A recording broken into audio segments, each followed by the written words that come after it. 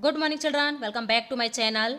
आज हम पढ़ने वाले हैं तत्पुरुष समास। इससे पहली वाली वीडियो में हमने समास की परिभाषा, समास किसे कहते हैं, समास के भेद, समास के कितने भेद होते हैं और अव्ययीभाव समास हमने पढ़ लिया है। यदि आपने वह वीडियो नहीं देखी है तो आप चैनल पर जाकर के देख सकते हैं। आज हम पढ़ेंगे तत्पुरुष समास। तत्पुरुष समास में दूसरा पद यानी कि पद का अर्थ प्रधान होता है। समास होने पर समस्त पद का वही लिंग होता है जो उत्तर पद का होता है। तत्पुरुष समास दो प्रकार का होता है, व्याधिकरण तत्पुरुष और समानाधिकरण तत्पुरुष। व्याधिकरण तत्पुरुष दोनों पदों में अलग अलग विभक्तियां होती हैं, यानी कि दो पद होते हैं, पूर्व पद और उत्तर पद। दोनों ही पदों में अलग अलग विभक्तियां होंगी। समानाधिकरण तत्पुरुष दोनों पदों में एक ही विभक्ति होती है, अर्थात पूर्व पद और उत्तर पद दोनों में ही समान ही विभक्ति होगी। तत्पुरुष समास दो प्रकार का होता है, व्याधिकरण, समानाधिकरण। अब हम इसको और डिटेल से पढ़ते हैं। दोनों पदों में अलग अलग विभक्तियां होती हैं। इसको विभक्ति तत्पुरुष भी कहते हैं। द्वितीया से लेकर सप्तमी विभक्ति तक इसमें विभक्ति होती हैं। समानाधिकरण दोनों पदों में समान विभक्ति होती है। इसके दो भेद होते हैं, कर्मधारय समास और द्विगु समास। द्वितीया तत्पुरुष प्रथम पद में द्वितीया विभक्ति होती है जो समास होने पर लुप्त हो जाती है। अब हम इसके उदाहरण देखते हैं, जैसे शरणागतः, तो शरण में हमने लगा दी द्वितीय विभक्ति, शब्द बनेगा शरणम, और आगतः को हम ऐसा कैसा लिख देंगे, आगतः, यानी कि शरण को आया हुआ। सुख प्राप्तः, सुख में द्वितीय विभक्ति सुखम, और प्राप्तः को हम ऐसा कैसा लिख देंगे, सुख को प्राप्त। ठीक है। कूप पतितः, कूपम पतितः, सुखापन्नः, सुखम आपन्नः। ग्राम गतः, ग्रामम गतः, यानी कि गांव को गया हुआ। यह समस्त पद है और यह इनके समास विग्रह हैं। अब हम देखते हैं तृतीया तत्पुरुष। प्रथम पद में तृतीया विभक्ति होती है जो समास होने पर लुप्त हो जाती है। अब हम इसके भी उदाहरण देखते हैं, जैसे विद्याहीनः, यहाँ पर विद्या शब्द में लगेगी तृतीया विभक्ति, तो इसका शब्द बनेगा विद्याहीनः, यानी कि विद्या से हीन। सर्पदष्टः, सर्प में तृतीया विभक्ति लगेगी सर्पेण दष्टः। व्यासकृतं, व्यासेन कृतं। धर्मरक्षितः, धर्मेण रक्षितः। नख भिन्नः, नखै भिन्नः। नखै यह तृतीया विभक्ति का बहुवचन है। यह शब्द है समस्त पद और यह इनका समास विग्रह है। चतुर्थी तत्पुरुष प्रथम पद में चतुर्थी विभक्ति होती है जो समास होने पर लुप्त हो जाती है। अब हम इसके भी उदाहरण देखते हैं, जैसे दान पात्रम, यानी कि दान शब्द में हमने लगाया चतुर्थी विभक्ति दानाय पात्रम। भूत बलि, भूत में चतुर्थी विभक्ति भूताय बलि। दानाय पात्रम, यानी कि दान के लिए पात्र, भूताय बलि, भूत के लिए बलि। तत् अर्थम, तस्मै इदम, यानी कि उसके लिए यह। स्नानार्थम, स्नानाय इदम, नहाने के लिए इदम, यानी कि यह।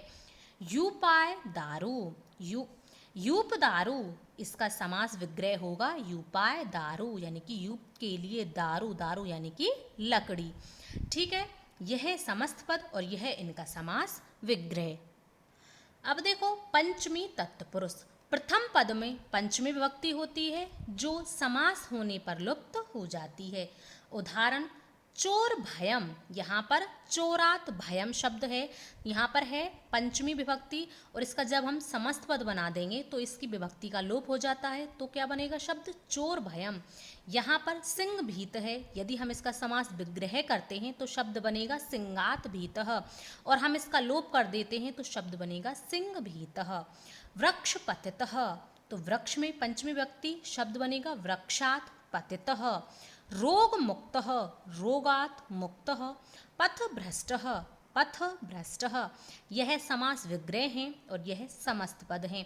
समास विग्रह करते समय यहाँ पर विभक्ति होती है पंचमी, और जब हम इसका समस्त पद बनाते हैं तो यहाँ पर विभक्ति का लोप हो जाता है।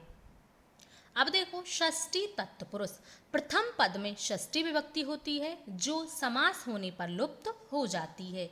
अब हम इसके उदाहरण देखते हैं। राजपुरुषः, यह समस्त पद है और इसका समास विग्रह होगा राज्ञ पुरुषः।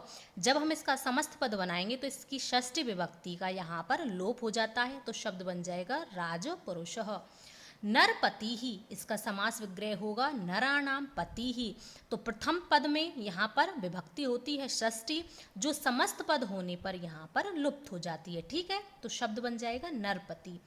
देव भाषा यानी कि देवताओं की भाषा, तो देवानाम भाषा यह समास विग्रह है।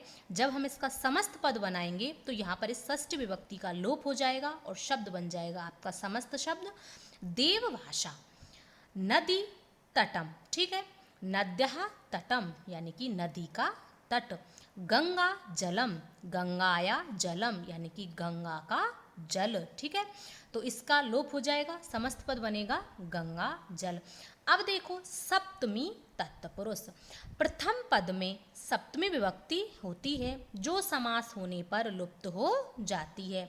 अब हम इसके भी कुछ उदाहरण देखते हैं। जैसे कर्म कुशलः, यानी कि कर्म में कुशल, इसका समास विग्रह होगा कर्मणि कुशलः, कर्म में कुशल। और जब हम इसका समस्त पद बनाएंगे तो इसका जो ये पूर्व पद है इसमें से विभक्ति का लोप हो जाएगा और शब्द बनेगा कर्म कुशलः। जले मग्नः, यह समास विग्रह है यानी कि जल में मग्न। जब हम इसका समस्त पद बनाएंगे तो विभक्ति का लोप होगा और शब्द बनेगा जल मग्नः। अक्षेषु शौंडः, ठीक है, अब हमने जब इसका समस्त पद बनाना है तो हम क्या करेंगे, इस विभक्ति का लोप करेंगे और शब्द बनेगा अक्ष शौंडः। शास्त्र प्रवीण, शास्त्रे प्रवीण यानी कि शास्त्र में प्रवीण, हमने प्रथम शब्द है ये, इसमें से हमने क्या किया है, इसकी विभक्ति का लोप किया है और शब्द बनेगा शास्त्र प्रवीण। वाक पटु, वाची पटु यानी कि बोलने में चतुर। दान वीरः, दाने वीरः यानी कि दान करने में वीर, यह समस्त पद है और यह समास विग्रह हैं। तत्पुरुष समास में आपको यही ध्यान रखना है कि आप जब यहाँ पर समास विग्रह करते हो तो यहाँ पर आपको ध्यान रखना है कि कौन सा इसमें तत्पुरुष समास है, षष्ठी है, द्वितीया है, तृतीया है। जब आप इसका समस्त पद बनाओगे तो आपको जो ये पूर्व पद है इसमें से आपको विभक्ति का लोप करना होता है, फिर आपका समस्त पद बन जाएगा।